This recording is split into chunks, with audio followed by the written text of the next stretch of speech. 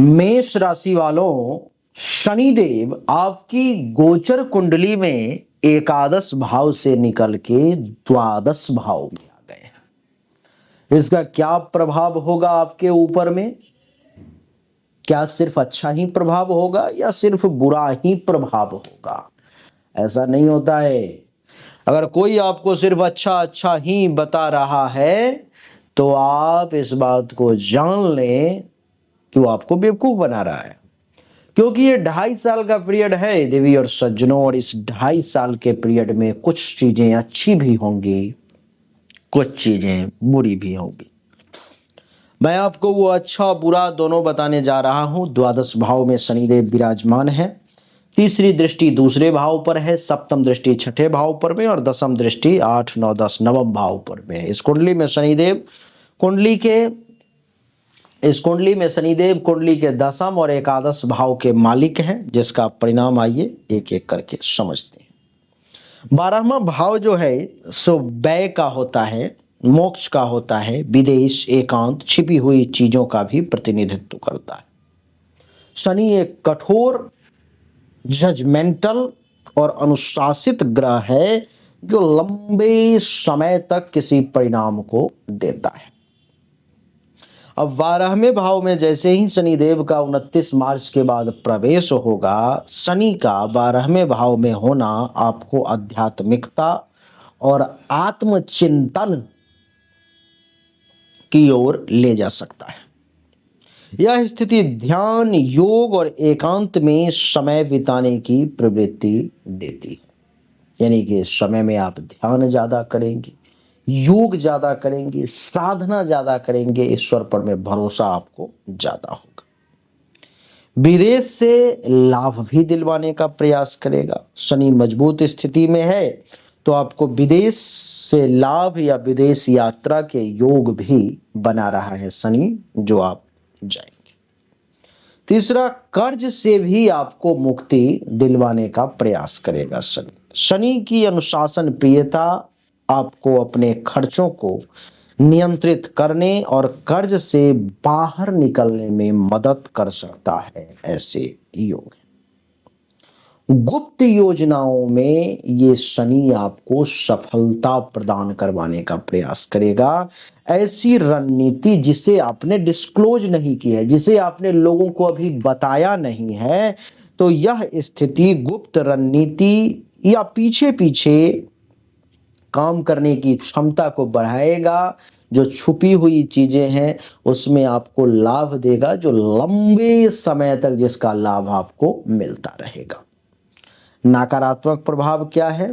तो अकेलापन महसूस होगा। सब कुछ है फिर भी अकेलापन महसूस होगा। शनि के प्रभाव से आपको अलगाव या अकेलेपन का अनुभव हो सकता है। इसलिए जब भी अकेले रहें तो ध्यान करें, मेडिटेशन करें, आपको बहुत सारी शक्तियां जो हैं सो जागृत होती हुई प्रतीत होंगी। अत्यधिक खर्च, शनि जो है अनावश्यक खर्चा और वित्तीय नुकसान भी कुछ आपका करवा सकता है, तो इस पर में भी आपको ध्यान देना पड़ेगा। हेल्थ वाइज इशू, यानी कि 12वां भाव जो है सो स्वास्थ्य से भी जुड़ा हुआ होता है।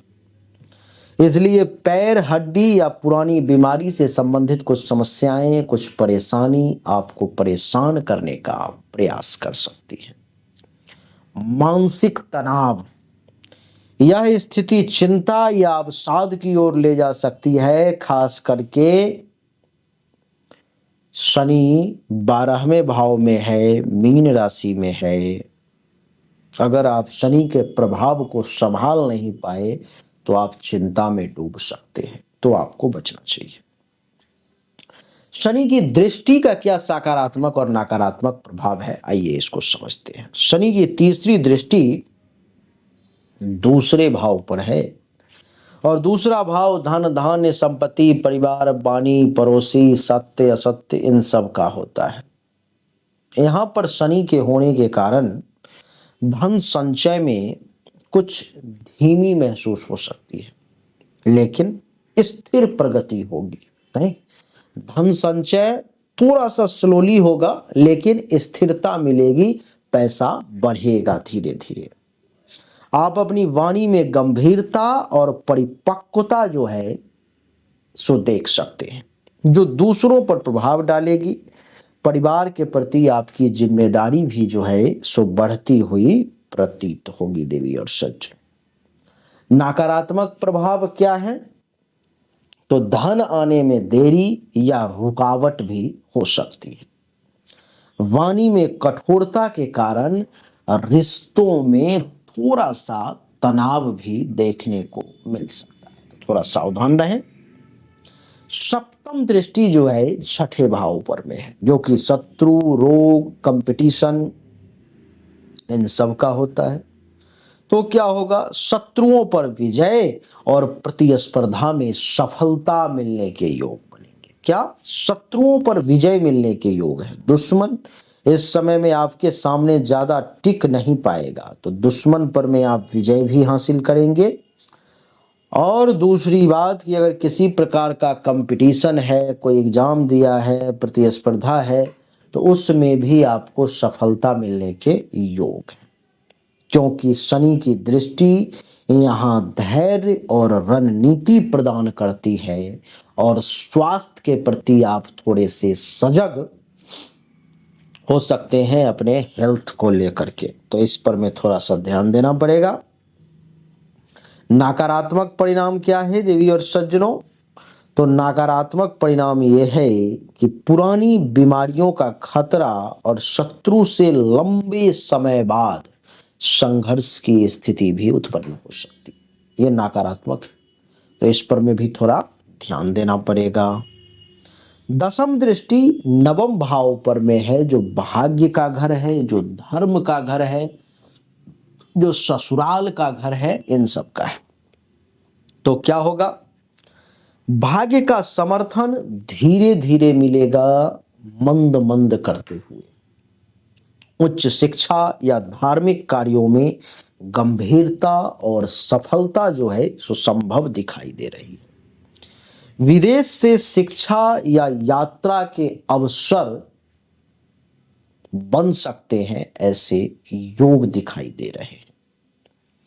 नकारात्मक प्रभाव की अगर बात करूं, तो भाग्य का धीरे धीरे जो आपका बढ़ोतरी दिखाई दे रहा है, उसमें बीच बीच में कुछ बाधाएं भी आएंगी। आपका जो अपने धर्म पर में विश्वास है, वो विश्वास हिल भी सकता है, इसका ध्यान रखें।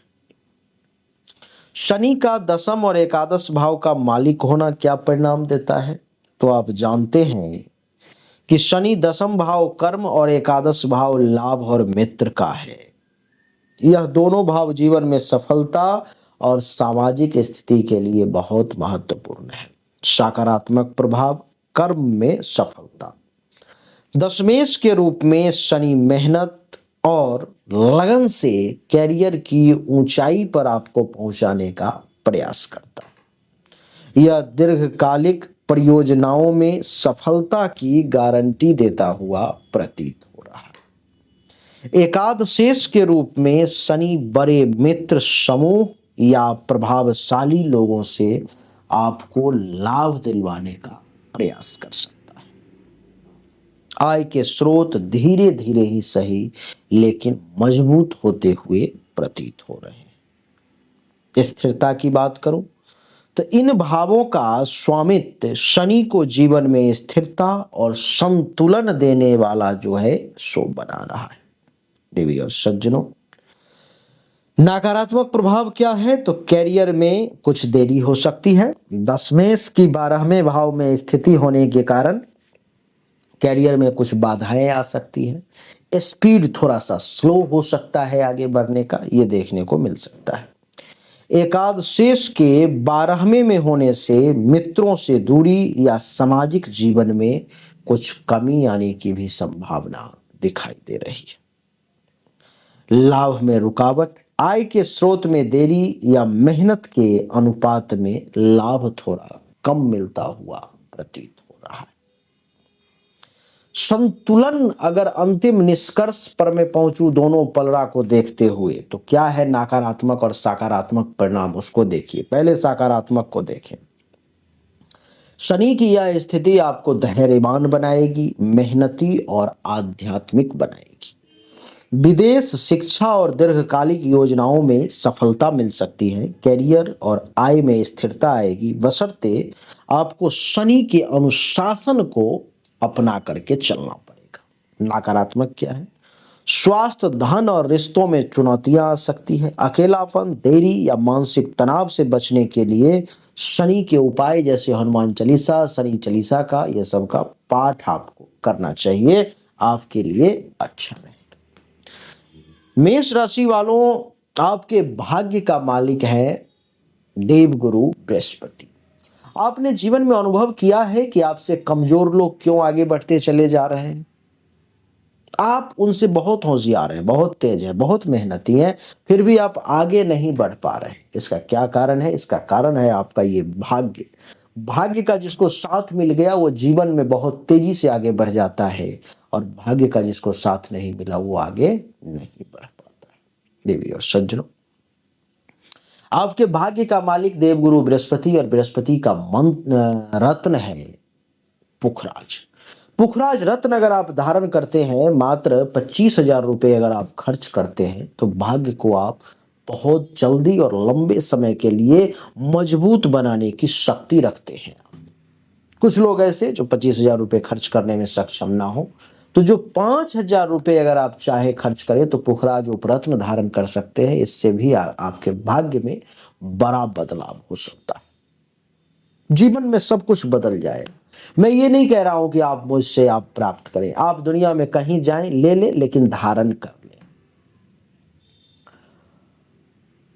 मैं उन लोगों के लिए ही सिर्फ एक मदद का जरिया हूं जिनको इन रत्नों के बारे में जानकारी नहीं है, इतनी समझ नहीं है, दुनिया को इतना नहीं समझते कि कौन क्या देगा क्या करे। तो उनके लिए मेरा दरबार खुला हुआ है। वो व्हाट्सएप पे मैसेज कर लेंगे, जो गुरुदेव मुझे पुखराज रत्न 25,000 वाला या 5,000 वाला ये चाहिए, ये मेरा एड्रेस है, ये पेमेंट है, मैंने भेज दिया है, आप उसे भेज दें। सामने दिए गए नंबर पे मैसेज करेंगे, आपको 10 दिन में अंगूठी तैयार करके तांत्रिक वैदिक प्रक्रिया सिद्धि करके मिल जाएगी। अगर आप पर्सनली मुझसे अपनी अपनी हस्तरेखा या जन्म कुंडली की जांच करवाना चाहते हो, तो भी सामने दिए गए नंबर पे आप मैसेज कर सकते हो। जो शुल्क होगा जमा करके आप जानकारी प्राप्त कर लेंगे। अच्छा लगा तो वीडियो को लाइक करें, शेयर करें, चैनल को सब्सक्राइब करके इसके बेल आइकन के बटन को दबाएं। एक बार फिर से आप सभी का बहुत बहुत धन्यवाद। Thank you so much. जय हिंद, वंदे मातरम। बोलिए राधे राधे, राम।